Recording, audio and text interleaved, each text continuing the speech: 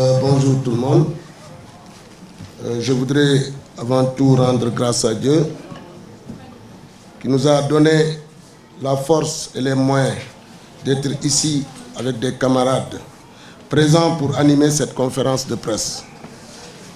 Permettez-moi tout d'abord, permettez-nous aussi de remercier très chaleureusement les journalistes qui ont sacrifié de leur temps en nous faisant l'honneur de couvrir cette conférence de presse. Celle-ci intervient dans un contexte politique assez particulier. Nous venons en effet de vivre deux élections, les locales de janvier 2022 et les législatives de juillet 2022. Toutes deux sanctionnées par la défaite de la mouvance présidentielle. Benno Bokk Yakaar dans la région de Ziguinchor. Une telle situation exige de chacun de nous, acteurs politiques, introspection pour assumer notre part de responsabilité dans cette défaite et jeter les bases pour la remobilisation des militants afin de faire face pour 2024. Dans ce processus d'évaluation, nous voudrions tout d'abord et avant tout remercier le président de l'UCS, monsieur le député maire Abdoulaye Baldé, avec qui nous avons cheminé plus de 19 ans, 19 bonnes années, années au cours desquelles nous avons tenté autant que faire se peut de lui apporter un soutien loyal et indéfectible dans la gestion du parti au niveau local et précisément au niveau de la commune de Ziguinchor.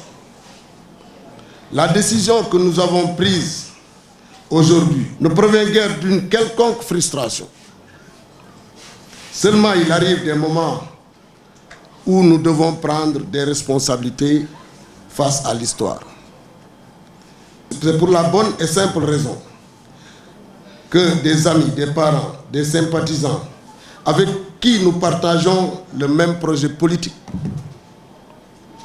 ont décidé de mettre en place un mouvement politique dénommé Déclic républicain Andu Djubo pour soutenir les actions du président de la République, son Excellence le président Macky Sall,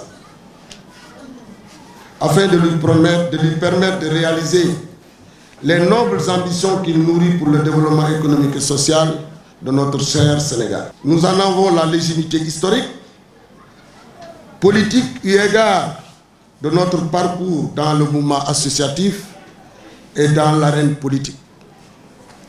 Ce projet que nous comptons réaliser au bénéfice exclusif des populations de la région de Ziguinchor et du Sénégal s'identifie dans une large mesure à celui d'autres fils de la Casamance qui sont en train de faire un excellent travail dans la Casamance naturelle et dans le reste du Sénégal.